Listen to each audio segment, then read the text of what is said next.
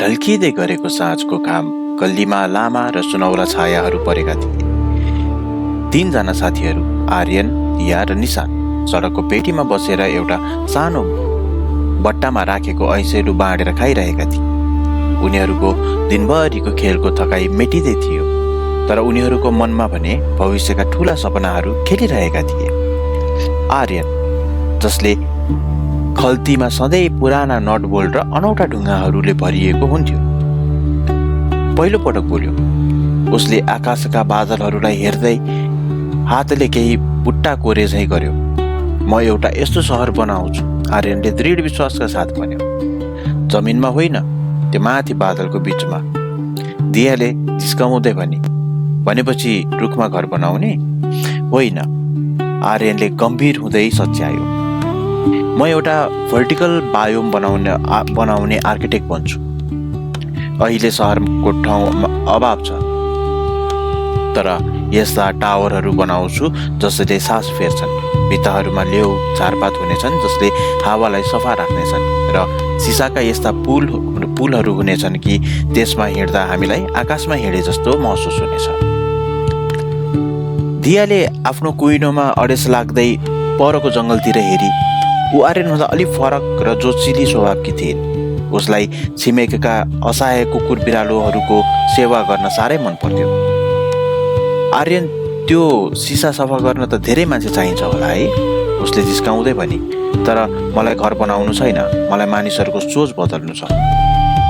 म मानवतावादी पत्रकार बन्नेछु। निशानले कौतूहलतापूर्वक सोध्यो। भनेपछि समाचार पढ्ने? समाचार मात्र होइन, दियाले सम्झाए। म ती ठाउँहरूमा जानेछु जहाँ मानिसहरू जान डराउँछन्। म क्यामेरा र डायरी लिएर संसारलाई देखाउने छु कि युद्धको मैदानमा रहेका बच्चा वा खानीमा काम गर्ने मजदुरको पनि हामी जस्तै नाम र सपना हुन्छ। यदि मैले संसारको कुनै एक कुनाको मानिसलाई अर्को कुनाको अपरिचित मान्छेको पीडा बुझाउन सके भने मेरो काम सफल हुनेछ।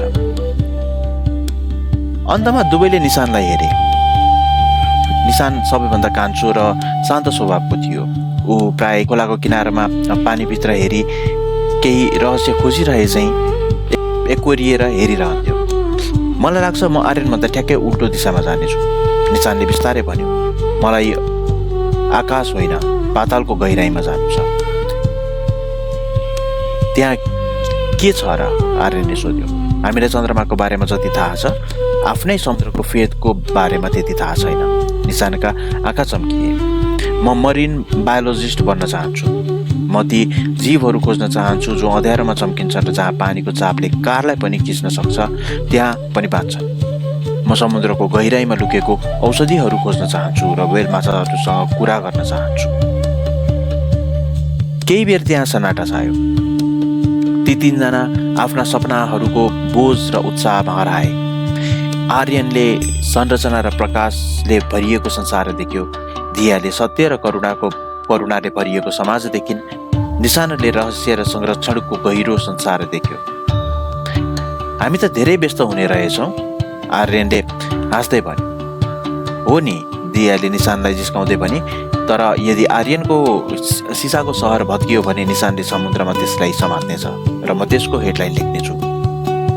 आमा बाबुले खाना खान बोलाउन थालेपछि उनीहरू आफ्नो लुगाको धुलो टकटकाउँदै उठे।